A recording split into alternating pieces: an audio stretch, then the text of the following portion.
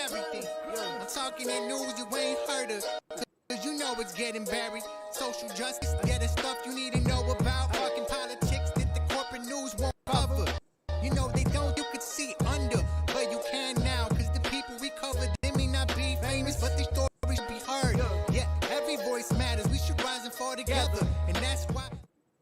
Hey, good morning, everyone. Welcome to Hair of the Dog. I am actually solo today. Andy is still convalescing. He's got an injury he's recovering from and keeps injuring himself. So I'm not going to take it personally. And then my lovely co-host from earlier in the week, Chris, he's a teacher. So he got called back to work today. So he is working on projects. So good luck to you, Chris. Which means I'm here by my solo. So it's either going to be a really short show or I'm going to be taking comments and questions and inviting you to join the conversation. So I do have a little bit that I want to cover today. Just stuff that had happened during the week, stuff that has been happening, and things that you can look forward to. So let's go ahead and get started. First thing I want to talk about today is there's an event going on today that is very important, and this is one of our own journalists here, Rome Bethia, who has joined up with Anthony Clark. You will know Anthony from his run for Congress recently. He is also a community activist and a volunteer organizer and done extraordinary things here in Chicago. He is actually in Michigan today with Rome Bethia, and they're going out to Lansing, and they'll be there around noonish. If it's Rome, Rome's always late, so keep that in mind. So probably around 12:30. And the whole goal with this particular action that they're taking today is kind of a counter protest, but not in a divisive way. Rome, for some of you who know, some of you may not know, he lost 2 family members recently from COVID. 2 of his uncles passed away. And then on the flip side of it, he has an aunt now who's a widower. And she is also a frontline worker. She works in retail. So throughout all of this, she has been at personal risk as well. But she still has to go to work. If she doesn't go to work, there's no unemployment, no benefit for her. So she is still out there trying to provide services to retail customers. At the same time, she herself has lost someone. So this is very personal to Rome. Also because he lives in Detroit. And we know that Detroit, just like Chicago, has been disproportionately affected.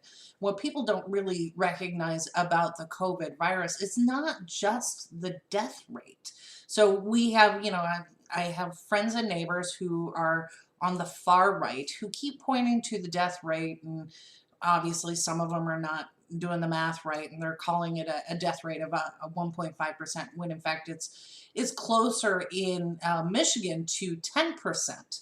And the reason for that is the stress on services. We have hospitals, we have ICUs that just cannot handle a sudden influx as we see with the pandemic. So what is happening is a lot of people are being asked to go home. If you're not in an emergency situation where you can't breathe, they're not admitting you to the hospital. So some of these people are being sent home, and as we've seen with the virus, with people, it progresses very quickly. So by the time you are in need of emergency care, people are dying at home. And I can say my husband and I had it in March, early March, and we did not need to be hospitalized. But even then, I wasn't able to get tested because it was so new, there were no tests available. So let's go to that point for just 1 second. We have the current administration saying that they have put out more testing than any other nation. And while that's true, we also have a much larger population than, say, Spain and South Korea. So when you look at the numbers per 100,000, we're actually really, really low. And some of the tests that initially came out, we found were not effective. So we're still struggling as a nation to get testing available where it's needed. And the problem is you need to get tested multiple times. We've seen instances where people have been tested once and it came out negative, test the next day and it's positive. And part of that is the prevalence of the virus in your system. So it may be too low to test one day and then the next day it's high enough to test. So think about like your pregnancy test. Same thing, it tests for a hormone. If you're early on in your pregnancy, you're not going to have enough of that hormone to register on the test strip.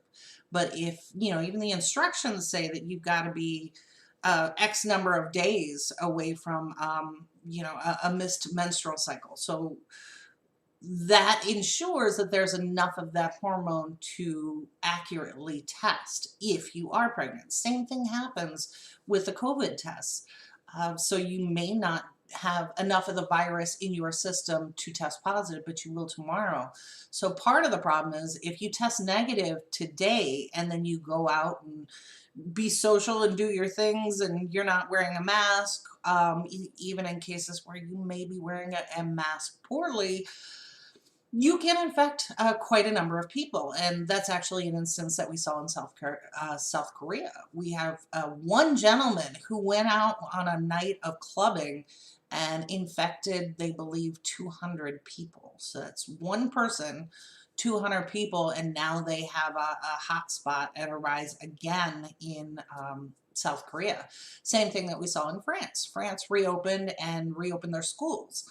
So they're downplaying the issue, but in France, they had 70 new cases of children who have contracted the virus. And France officials are saying that, well, all of this was contracted outside of the home. Well, it doesn't matter. If you have 70 children who now test positive who are in a school situation, and we don't even have adults that can properly practice good PPE, but we expect children to. So these are some of the things to keep in mind. And going back to what's happening today with Rome and Anthony, it's so important that we see the other side of the stories, get the human side of the story, not just statistics, because when we talk about upwards of 90,000 people dying, that's an abstract number unless you had those people in front of you. Or one of those people is your family member, it's really not going to hit home. So the work that Rome and Anthony are doing right now, I think is very important. And then Rome is actually doing something really, really kind of special afterwards. He's organizing a GoFundMe for homelessness. So we are all affected. Think about where your situation is, whether you've got an income or you don't have an income, or, all of these things that you're going through. People who are lower on the economic scale don't have that kind of safety net, and they're really struggling right now. So Rome has decided to do a GoFundMe to help feed people, to help give them the necessary care and things that they need. So I get that we're all strapped right now, but you can absolutely contribute $1. $1 is going to go a long way in this effort. So if you can do $1, $5, please contribute to his GoFundMe, because it is necessary and it's vital. And I think that, the point has been made with the military budget and other things that we're doing as a country. We could end homelessness tomorrow. But that's not where we choose to put our money. That's not the budget that we put together. Those are things that are, as a country, not important to us. Well, except on Memorial Day, which is coming up, you'll see all the photo ops with politicians and things like this who talk about, let's support our troops, let's support our vets. It's not happening. So it's not what you say, it's what you do that's important. So real quickly, I want to jump, now that I've kind of crossed over into the veterans thing, shout out to Warren Lynch. He brought this up this morning, and this actually relates to the corona epidemic and veterans. And he posted an article from Stars and Stripes. So it's a trustworthy news source. They do lean to the right, obviously, but it's a trustworthy news source, and they are reporting that veterans groups are accusing the VA of using the coronavirus patients as testing subjects. So think about this. We have veterans who are going to the VA. They have earned the right to use the Veterans Administration medical facilities for their treatment.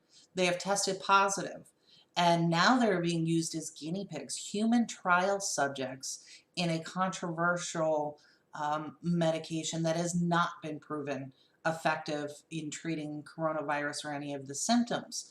So part of the problem is we have this administration require a fast tracking through the FDA, and the VA then went and made a purchase for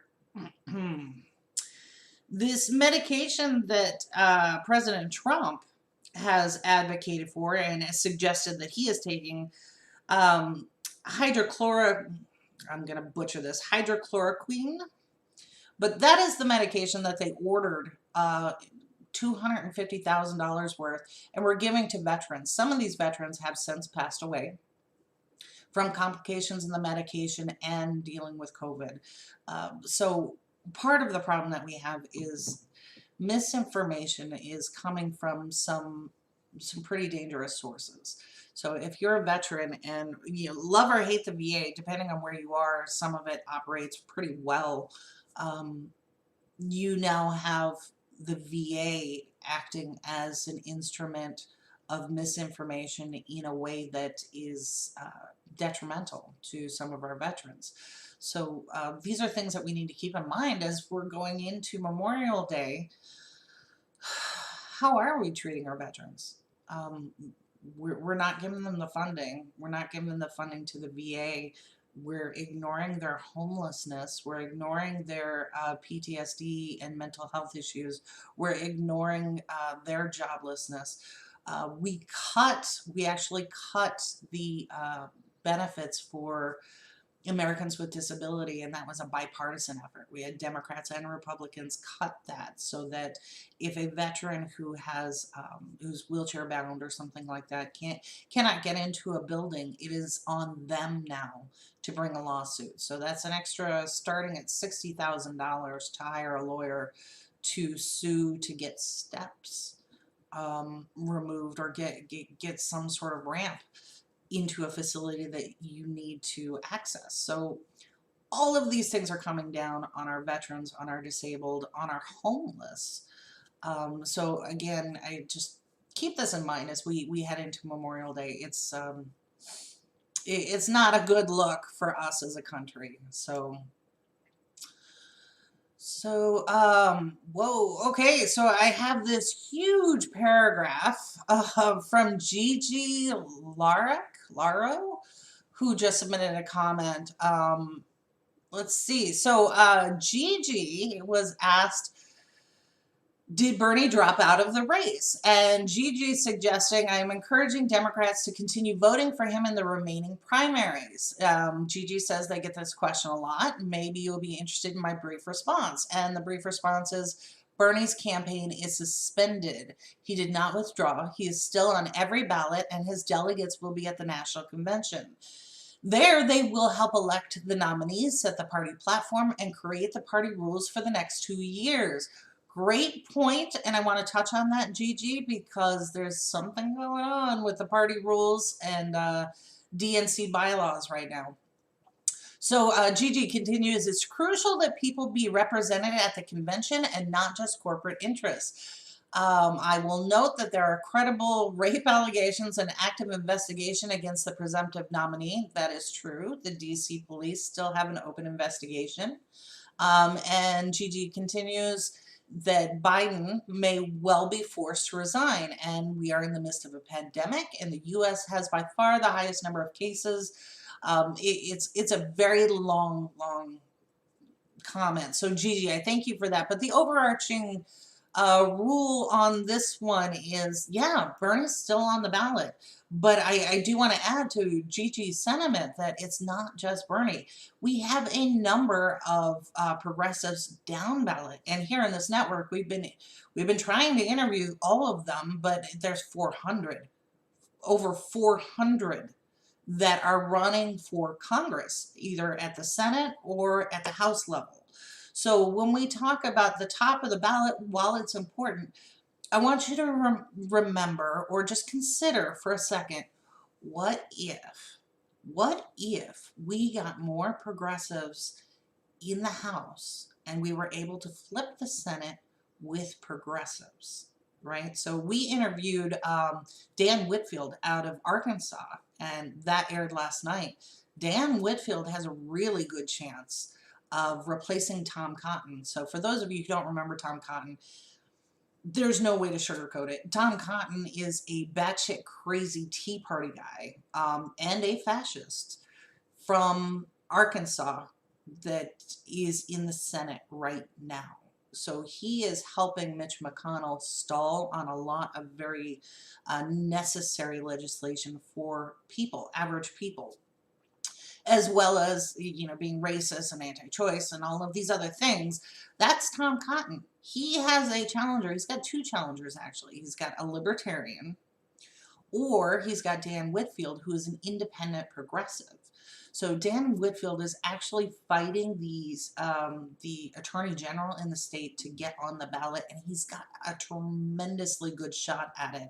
So what we are asking people to do is to pay attention to that interview and to help gently apply pressure to friends and neighbors who are in Arkansas, have them contact their local legislators and to help with ballot access, because what's going on there is actually manipulation. It's not fair, it's not ballot access, it's not democratic, it's not patriotic.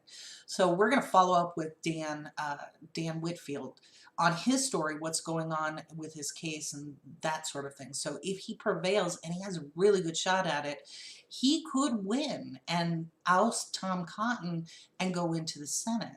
So Gigi, your comments are absolutely warranted. However, I want to add that asterisk there, that all of these down ballot candidates, they have phone banking going on right now. They have need for volunteers for data entry, and all of these things you can do from any location that you care to. So these are things that you might consider, and I hope that you will, because yes, we have this huge election still going on, and we need Bernie delegates, we need progressive candidates elected to office. So another one that keeps coming up is Shahid Buttar, who's running against Nancy Pelosi. It's just him and Nancy on the November ballot. So that race will come up after the primary. These are huge, huge wins for progressives potentially if we're focused in paying attention. So one of the other efforts that we're working on here in Progressive Insider is a group called MAD, Movement for American Democracy. There's a group on Facebook, and then there's some tremendously excellent work that's going on in the Discord channel, kind of privately, to help raise awareness for voters, especially in the progressive vein, about some of these races, and that we do need delegates elected to go to the convention. The other thing that's come up is on the bylaws. We have at the DNC level, we have some really good people, and then we have some neoliberals who are constantly trying to muck up the works here. The problem is we don't have enough of these good people standing up to say, no, you are actively trying to kill the Democratic Party with these maneuvers. We don't have enough of those people speaking up. We're still way too conciliatory, and so what happens is some of these shenanigans actually get through. So what they're trying to do now is work on reversing the superdelegate reform that went through. So if you've seen the Critical Report with Don Ford, this is actually how we met. He was working on getting rid of the supers. They're not actually called supers, but that was the nickname the media gave them. So he was helping change the rules, and then they were ratified here in Chicago at a DNC meeting. They are now actively trying to get rid of the limitations on those superdelegate reforms. So we're waiting for the language to come out where DNC members will have to vote on these proposed changes to reverse that. And what typically happens, the way Don explained it, is when they ask the question in a yes or no vote format, they reverse the language, so it can be quite confusing what you're actually voting for. So when we see the language come out, we will definitely report on that, and we will ask some of our volunteers and our viewers to gently and politely reach out to DNC members and hold the line on this one. So we don't want to lose footing and lose the reforms that we've already gained. So this is going to be an important effort going forward. So also, good morning. Shout out to Dean Martin. Thanks for tuning in. Dean is also one of our Patreon members. He's a tremendous supporter. So while we have very, very low overhead here, every little bit helps. And so for me, the reason we started this network is because we can see corporate-owned media and how they present the world that they want you to believe exists. Not necessarily all the story, or there are ways to manipulate it a little bit. So we just recognize that there really isn't anyone doing reporting on the inner workings of the political parties, inner workings on strategy, focusing on candidates and strategy in their races, whether it's state or federal. And then present incredible news from a progressive perspective.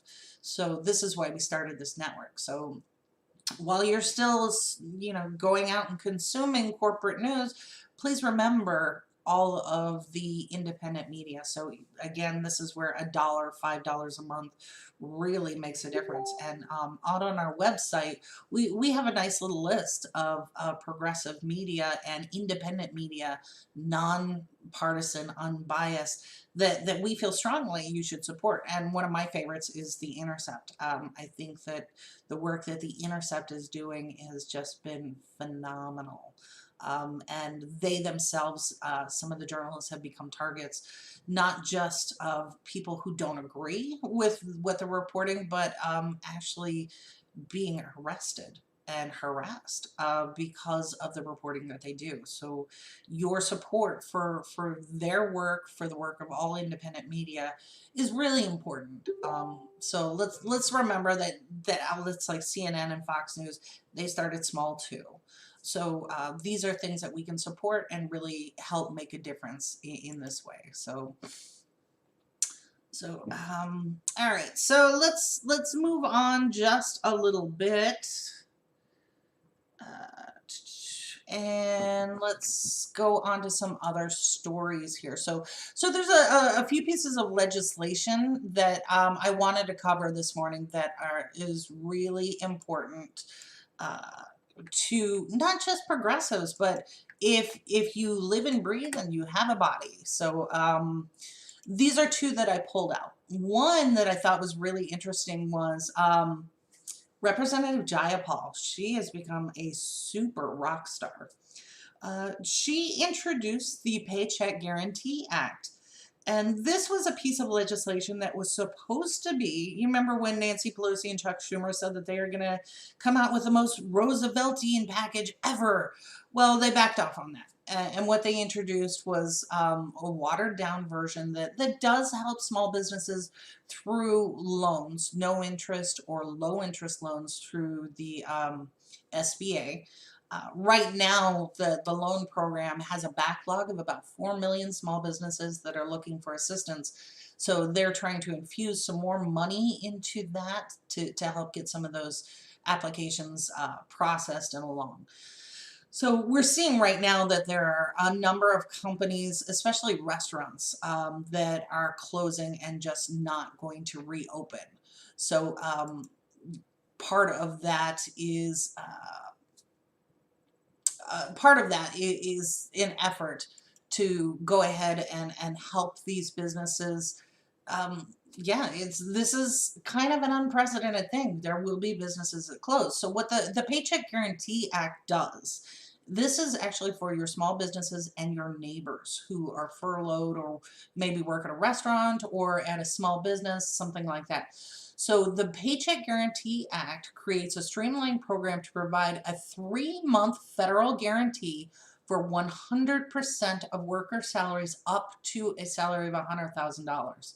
So think about your servers, your retail workers, all of these people who are sitting on unemployment, in California, they're getting 100% of their salary, but not across all the states. So the Paycheck Guarantee Act would make sure that they got 100% of their salaries up to $100,000. So somebody making 40,000 or 90,000 would get 100% of their salary, federally guaranteed, and it would be up to 3 months and would continue on a monthly basis until consumer demand rebounds to pre-crisis levels. And that's what's really important.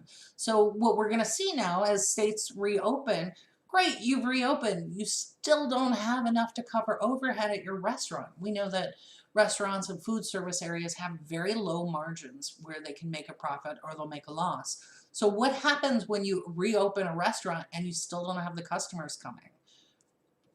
You're still not going to make ends meet, and you're going to go further and further into debt. So what the Paycheck Guarantee Act does is it helps not only pay your servers, pay yourself, but all the taxes and things that an employer would have to pay to keep those people on the payroll, that's covered, and it's covered until you get to the pre-crisis demand levels. So it's kind of a stopgap. It's not the answer to everything, but it's, I just, for the life of me, can't imagine why this was not included into what is now the HERO Act. So Senator Jayapal has put this out and introduced it into the House. So what you can do right now is call your legislator, your House member, and ask them to co-sponsor the Paycheck Guarantee Act. So once again, that is the Paycheck Guarantee Act by Representative Jayapal. And if you go on congress.gov, you can look it up and you can type in the name Paycheck Guarantee Act or anything that's been introduced by Representative Jayapal, and this bill will come up. You can call your congressional representative, ask them to co-sponsor it. What co-sponsorship does is the sign of support. It's a pledge. It's, you know, for our Christians out there, it's an amen. This is something I support. So having them sign on as a co-sponsor is critically important as a signal to their coworkers and colleagues that this is something you should support. So that's the first one that I wanted to mention to you. The second one, and this one is not getting any airplay on corporate media. So the second one is no cost healthcare for all during the pandemic. So I'll repeat that, healthcare for all during the pandemic. And this is another piece of legislation introduced by Jayapal and co-sponsored by Senator Sanders. And what this does is enacts Medicare to cover all healthcare costs for uninsured. So we have, what, 35, 42 million people now who filed for unemployment. That means they lose insurance coverage. So the neoliberal, neoconservative answer is we're going to give a handout to insurance companies through a much, much higher COBRA payment. Well, the alternative is we can still cover those people with knowable controlled costs through Medicare, right? So this is not Medicaid, this is Medicare. And what it would do is take all of those families that are now uninsured because they've lost work, and it would provide them with insurance through Medicare, and it would cover them. So it would ban surprise billing and prevent private insurance companies from limiting coverage or hiking copays. That is extremely important because what we've seen insurance companies do under the Affordable Care Act, which had a number of initial regulations, like when you went to go for your annual physical, because we were on preventative care, we wanted you to go for your annual physical to catch something early, and we said that there would be no charge to you, zero at point of service. Well, what insurance companies started doing, because they're slick, they would code that as something different. So it would not be coded as your annual, it'd be coded as something else. Or if you talked about, hey, I got this pain in my elbow, my shoulder, now it's a different code. So you were getting bills when you should not have. So what this legislation does is prevents that from happening. So two things, well, actually three things. Number one, you're covered for any care that you need as a result of losing your insurance and needing coverage for COVID treatment. So we know that treatment, even with insurance, could be upwards of $13,000, especially if you have to go to the ICU and be intubated or any of those sort of things. That's a lot of money right now and to be paying those bills. So this would cover all of that. And then it would cover your family for general care under Medicare. So why is that important? Medicare has set costs. So if I have Aetna or Blue Cross and I go for, I don't know, I've sprained an ankle. Here's the cost I actually know. If you break your ankle, that's $7,000, right? So then your insurance kicks in after a certain bit of your deductible, and then you're eligible for 20 to 30% of the cost thereafter. So that's still a pretty good expense. With Medicare, that cost goes down to $148. And then everything else would be covered depending on who you go and see. So you go from $7,000 financial risk down to about $200-300. So that is a huge benefit to put people on a Medicare payment structure. The other thing this legislation does is negotiates drug prices for those covered. That's something that we don't have in private sector insurance, for-profit insurance. So if you need medications, if you need antibiotics, if you need these things, that is under the Medicare benefit. So to give you an example, with COVID, we have a high prevalence of clotting issues. People are having heart attacks and strokes. We have people in ICU who need blood transfusions because it attacks those systems and you're not delivering oxygen, because that is what blood does for your internal systems. So clotting medication is $500 a month without insurance. Under Medicare, it has a locked-in price. Under private insurance, it's whatever they feel like covering, and you'll see those on their schedule of tier coverage. So this again is another piece of legislation that is just sitting in the House waiting for Pelosi to bring it to the floor and have it go through committee and have a good discussion on it so we can actually vote. And this is called the Healthcare for All during the pandemic. So again, the neoliberal, neoconservative side has said, let's just pay these 7 to 10 times more for COBRA as a handout to private for-profit insurance, rather than going with Medicare, which has regulated costs. So those two pieces of legislation I think are really critical. So Samson Smith. Samson, good morning. Samson says, Trump rules. I am pleased with his presidential results, and also his re-election is assured. So good morning, Samson. Thank you so much for your comments. I'll disagree with you on his presidential results, and I'll tell you why. His re-election is assured. Yeah, actually, I agree with that, especially when we have a presumptive nominee with so many issues. I think he's right. We should expect another Trump presidency.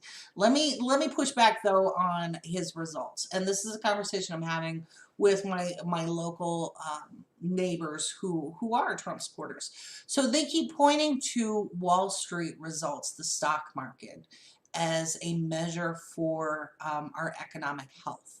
And we can see, at least I would hope during this pandemic, that you would see right away that there is a severe disconnect between what the stock market performs at and what your local municipality is supporting. You have all of these businesses that are going out. You have unemployed people. The rebound is not going to happen in enough time. So that's one side of the story that affects you more than what American Airlines and Pepsi and Coca-Cola and big banks are performing at. So let's put it in perspective. The economic engine of our country is the small business, right? So let me make sure you understand that. The economic engine of our country is small business. That is your mom and pop stores. That is your local restaurants. The people who are dog groomers or dog walkers. These are your local medical professionals, your chiropractors, all of these things. These are your neighbors in your community. They are not only the engine for your local, but as for the country as a whole. So that's 98%. The top 2%, 2-ish, almost 3%, are the corporations. So these are the publicly traded corporations. And these are the ones that are measured by stock performance and things like that. So we're going to have some more information from some actual real economists about how stocks and finances and all of these things work. But just know that the stock performance is a measure of those top businesses, not necessarily your 98% of small businesses. And I think during this pandemic, if nothing else, if you've been paying attention, it shows, number one, we are the job creators, right? So it's demand, not supply, because we have supply. We don't have demand. And I'll give you an example. I live on the edge of a rural area, farmers and things like this. So we had a bunch of farmers who have cattle and sheep and things like that. Their supplier, their processor was not fulfilling the order. So now they have this big supply of cattle and sheep that are just sitting there that they cannot sell. So they turned to the demand locally. And they started advertising on Facebook pages, community pages, whatever. So what I can do now is buy a portion of a cow, go in with a couple of my neighbors and buy a portion of the cow. So what we actually did was, rather than paying $5 to $9 per steak at a big grocery store, we went and purchased a portion of a cow for $2. $2 a pound at my local farm. So this is where the farmer had advanced surplus. That wasn't really driving anything. They had to go and find the demand. And the demand is there in part of our community. But even with all of us purchasing some bit of a cow or sheep or whatever, still not enough to meet what their supply has available, right? So this whole idea that economics was is supply side driven is not true. It just doesn't work that way. There are ebbs and flows, but it doesn't work that way. So when we look at the stock market, keep in mind that that's the top 2%. And I want you to imagine just for a second, what if all of those companies in the stock market, let's take half of them. Let's say they all file for bankruptcy. Is not going to affect you. Who it's going to affect is the top 9% of income earners. Those are the people who are going to be jumping out of windows, not necessarily you, because most people are employed by the mid and small businesses, not the big ones. So even if all insurance companies in this country, for-profit insurance companies, went under today, first, you have a bunch of politicians crying because that's where they're getting a lot of their money. But we're talking about 433,000 Americans. 433. That's not a negligible number, but that's not as big as the people who work at Walmart or for the federal government or in your local municipality. We could easily take those people, retrain them, and put them in a new industry, and it would be a hell of a lot cheaper than selling out ourselves with our politicians and things like this. So Samson, I'm glad you're excited about Trump, and I'm glad that you're excited about his reelection, but I would encourage you to take a look at what's going on around you. So yeah, so that's what's going on there. And then the last topic that I want to cover today, because I'm really getting tired of talking, Stacey Abrams.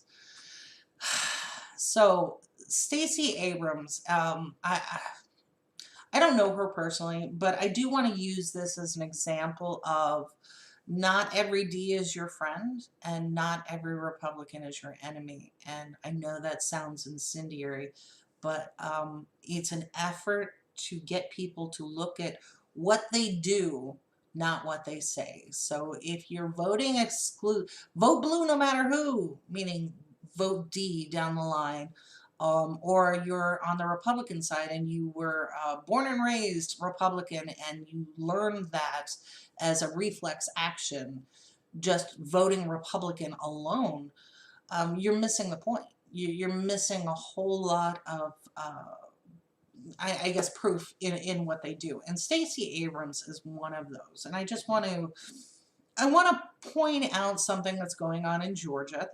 Well, there's a lot of things going on in Georgia that just aren't right, aren't democratic, but such as it is. So we heard from Joseph Trina early on when we started broadcasting about some of the issues that were going on in Georgia, how they were actively working against progressives, right? So Joseph said it really well.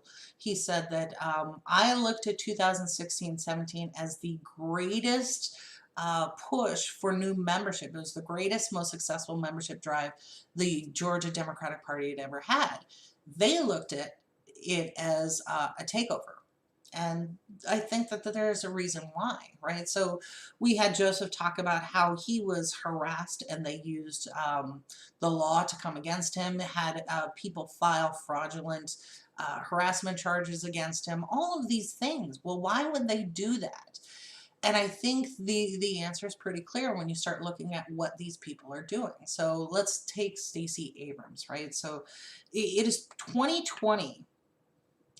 Georgia in one county is still missing 27,000 votes. 27,000. That's a lot of people whose votes did not get counted. We know that they were submitted and they were not counted. They weren't thrown away. They weren't dismissed. They weren't rejected. They just disappeared. Where'd they go? And you have some really good people who have tried to raise alarm and say, hey, we got to find this, we got to do this, this is not right. And they are being ignored even by their own members in the Democratic Party. The other thing that happened was gerrymandered districts. So Joseph talked about this. We've had other legislators on to talk about it, how these districts are gerrymandered, especially when it comes to the urban centers and Black communities, right? So we always, as Democrats, we always count on the Black vote, but we only talk to them during elections. The rest of the time it's like, yeah, we hear you, we empathize with you, we feel for you, but we're going to go and do something else that doesn't benefit you. So gerrymandering is part of where this begins.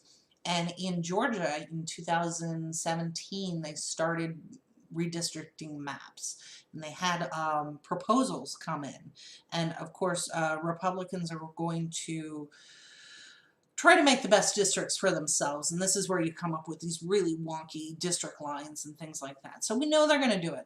We have software and we have algorithms that could do this fairly, but no, we don't use this because it's all a power play. And it happens on the Republican side and the Democratic side because not enough people stand up and speak out on the issue. So what happened was the Republicans came with a number of proposals and maps, and they handed them to Stacey Abrams, who at the time was the head of the Democratic coalition there. So this is before she was running for governor. And Abrams signed off on the maps. She gave them their stamp of approval, and this is why the Republicans could say this was a bipartisan effort. And because she signed off on it, you had a number of Democrats went, oh, well, if Stacey signed off on it, then the rest of us should too, right? So just real quick, I'm going to put up one of my favorite pictures of Stacey Abrams here. This one just came out. So here's Miss Stacey at a photo shoot looking super fabulous. She's got a caped dress with the nice light behind her and the smoky effect. She looks like a fucking rock star, like a superhero. So let's delve in a little more deeply into what Miss Stacey had been up to in her superhero role. So what happened was you have these gerrymandered maps that were just ridiculous, just absolutely ridiculous. So like, you know, I could be on one precinct in my house and my next door neighbor would be in another, and the neighbor on the other side would be in another, and it was all meant to keep Republicans safe in their districts. So they don't necessarily have to change their policies or whatnot, but they could reassure themselves of re-election. Well, think about that they're more interested in being re-elected than serving the people of their district. That's not democratic at all. So these maps went to Stacey. Stacey kind of blessed them, got people to vote for him. Well, now we have a court case because some people said, you know what, this isn't right, and it was the NAACP who said, no, we're going to bring a court case because this is just not right. This is not representation, and it's the Black communities that are always getting screwed in this. And they had a case. So it went before the court, and the problem was their argument was kind of nullified because you had Stacey Abrams, a prominent Democrat, signed off on it, and the Republicans could show that. And here's the email and her acquiescence to it. Not only was she good with it, she was like, yes, I'm going to get other people to vote for it. So you had the Republicans on one side, Stacey Abrams from the Democratic side. Who's standing up for the voters? Well, in this case, you had the NAACP bring the case. And then what happened? So it went to the Supreme Court, went all the way from Georgia up to the Supreme Court. And this is one of those rulings that didn't really make the news. So what happened in June of 2019, the Supreme Court said that the redistricting case fell beyond the reach of federal courts, and that ruling will have major implications for the balance of power in Georgia for years to come. So part of the problem was in this 5-4 decision, the Supreme Court said, yeah, we're going to let the local legislators deal with it and mediate their own issue rather than us doing it.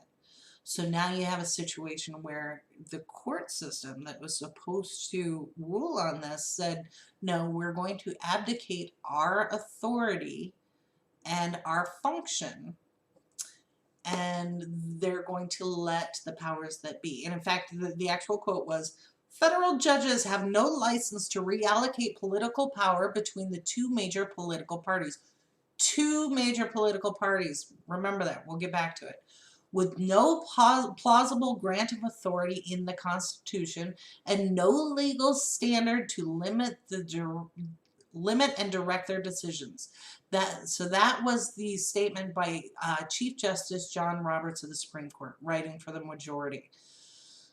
So he's saying that they have no authority over how the political parties fight between themselves in reallocating political power between two parties. I hate to break it to you, but we don't have just two parties in this country. We have a number. We still have the Green Party, right? We have a number of progressive parties rising. So this to me is very telling when the Chief Justice talks about two political parties. And it goes back to the case of who holds authority over the political parties. If our tax dollars are being used for their political activity, that's ballot access, that's our clerks, that's everything to do with elections, our tax dollars at a state level, state and local level, are being used for them to act as a political party, do we not have say-so over how they behave? Do we not have authority over how they can conduct their business? Like, for example, if my sheriff does something crazy and breaks the law, I as a citizen can bring forward a complaint.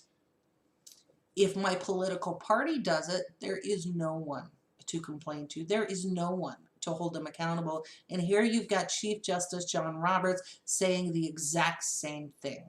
that they have no license to reallocate political power between two major parties. And so it is my personal opinion, and I know there are a number of progressives out there, that this is why we cannot have a duopoly party system. Either we're getting rid of parties altogether, or we're going to allow ballot access and the growth of other parties as well. Because that's just what we're seeing now is Stacey Abrams, who's got a D behind her name, siding with Republicans in an egregious way against her own party and her own policy and things that she says she ran for, and doing things that are contrary to the party platform, contrary to the things she said she believes in, and contrary to the people of the district she says she represents. So in this case, while we're holding up Stacey Abrams, who is now a member of CAP, a neoliberal group, first, she's not a progressive in any way, shape, or form. Second, I think it goes to be careful, wolf in sheep's clothing. This is why I think we need to do a better job of making sure that we're doing what we need to do. So I would agree with that. Oh my God, it's Andy! What? How long have you been sitting there? Oh, just about 10 minutes. I've been enjoying the story. It's freaking awesome. Yay! Well, I sat there. I did that. I would agree with that about 5 minutes ago, and then looked over and said, "Fuck, my mixing board's off." Oh, welcome, Dagger Andy. over there. Thank you. It's nice to be back. I'm hunched. I'm still not sitting. Yeah, I see that. But after I went through the excruciating cortisone epidural yesterday afternoon, the pain doctor told me this is going to take 1 to 2 days to kick in. Right? So it's only been about 18 hours so far. But I am starting to feel the effects of it, because I was able to make it to the shower in the basement and shower and change my clothes and get back down here to the computer. So hopefully I've turned the corner. I started getting ready at 8. Oh, well, you did good. You did good. Yeah, it only took 2 hours, but I got here. Right, exactly. Well, welcome back in. It is such as it is, but I'm so impressed with you, and what a wonderful surprise. So, well, I'm actually a little bit disappointed, because I was really looking forward to berate my replacement, and he's not here. No, hopefully he's watching, so you can go ahead and tell him that. But he had to go back to work, so he couldn't play. I think he's a wonderful person, and such a great storyteller, and just so funny. I wasn't so much angry, or I was worried that I'd lost my job. So. I doubt it. No, and I've known. So, Chris, if you're listening, thank you for going back to work. I appreciate it. This is great. No, and Chris was wonderful to fill in for a few days, so we can kind of get back in the flow of things. Just keeping your seat warm is all he was doing. So, right. Yeah. Well, it's not like I was able to do that for 3 weeks. Oh, it's a little history. I actually have chronic back problems, and I require a chiropractic adjustment every 2 weeks. Now, my chiropractor shut down during the lockdown, and my back was able to go 6 weeks before it decided to lock down as well. And it was an excruciating 3 weeks, and I got into the MRI clinic, in a matter of days, right? How's that for wait time, GOP lawmakers? Yeah, we were joking about that. This tremendously long wait time with your Canadian healthcare of 20 minutes. I was like, yeah. Well, just look at the watch. I've been standing here for 20 minutes. Come on. So so it was the only comfortable places that I could be were either lying down on my in my bed or leaning against the island in the kitchen because it was the right height to allow my back to stretch out a little bit. So I would basically just go between the two, back and forth, until I got tired of one for 3 weeks. And it was excruciating. And so it's nice to be among the living again, in the limited pandemic way that we can do that now. But I'm hoping that once this epidural, and no, I'm not pregnant. Once this epidural kicks in, that it'll be back to business, right? It won't have fixed my herniated disc, but it will at least allow me to sit without excruciating pain, which is, as we've seen with with the the backlog of videos that need to be edited to hopefully get back to work. Right. Well, we've been limping along. We're still getting content out there. Obviously, it's not the polished professional standard that Andy has, but woo, I will be delighted to have you back. Lying on my stomach, my head to the side, looking at my phone, sitting sideways on the end table, watching the videos as they come out. It looks good from there. Okay, so, well, if that's your measure, then we're golden. Yes. That's perfect. Yeah. If we could all get all of our listeners to watch that way, we'd be in good shape. We'd be up for awards at that point. That would be great. Oh, sure. Absolutely. Pulitzer. Right, Peabodys and things like that. So, well, I don't want to keep you too long, and now we're at the top of the hour, so I just have a couple things that I need to mention. Okay, so at the beginning, I talked. That hour flew by. Well, I didn't think I could get through it because I don't like. People who know me, I don't like to talk a lot, and if you're in a meeting with me, 20 minutes. That's the max that I want to go for a meeting. So for me to do a show by myself, I had to have a lot to talk about. So I got through it. But the big thing today is first, shout out to Representative Sarah, and I'm going to butcher her last name. Man, it's gone. I'm so old. The representative from Michigan who had to be escorted by armed escort volunteers to her car because of the Proud Boys and the racist alt-right groups there. Dang it. But shout out to her. She called me personally. Good people on both sides. The good people on both sides. But she called me personally yesterday, and we talked about Rome and Anthony and their action today. So, thank you for your empathy. And one thing she did say is that even her own parents. Sarah Anthony. Sarah Anthony, yes, thank you.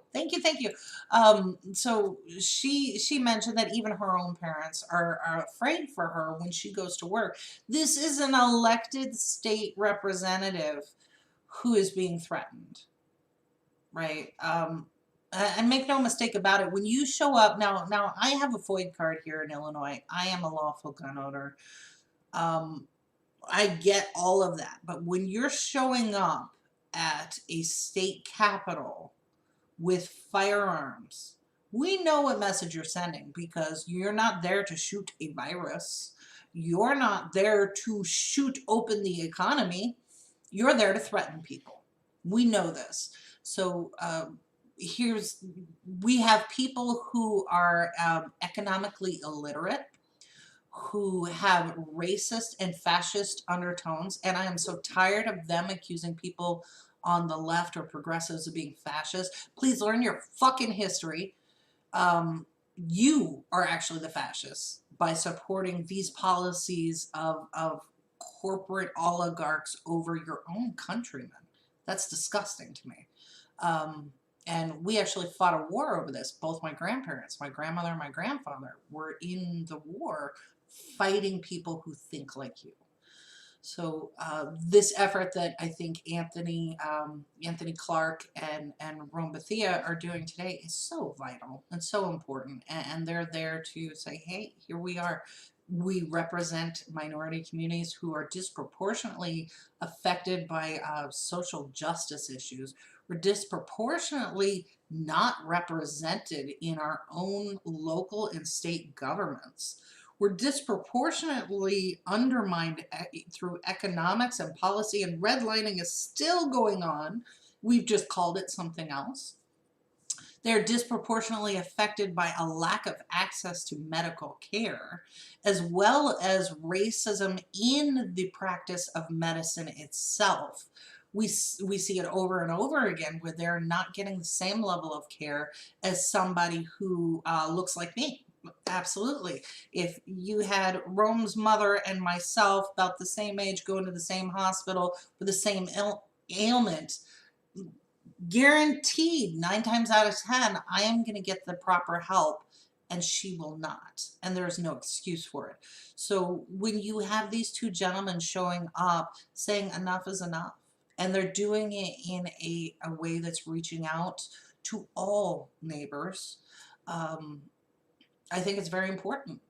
We have to have these conversations because the people that are dividing us are the ones that are sitting in Congress, not the ones sitting across the street from you, right? So I think that is of vital importance. But that is all I got to say on my rant. Andy, you want to close us out? This is all water under the fridge because it's, Donald Trump is trying to, I think he no longer wants to be president, so he's trying to eliminate his second term by taking hydroxychloroquine, and so that may end up doing everyone a huge favor. If he could talk his friend Joe Biden into doing the same, we might have a chance. That's about it. Very good. Okay, and on that note, we will close out. So thank you, everybody, for tuning in. Thank you, Andy, for the nice surprise. You probably want to get back to bed now. So, all right. Well, actually, I've got work to do. Ooh, impressive. Impressive. All right. Well, everyone else, have a great start to your Wednesday, and stay tuned. Thank you. This is Progressive Insider. Yeah, Progressive Insider, you know they wiser. This that new media company covering everything. I'm talking that news you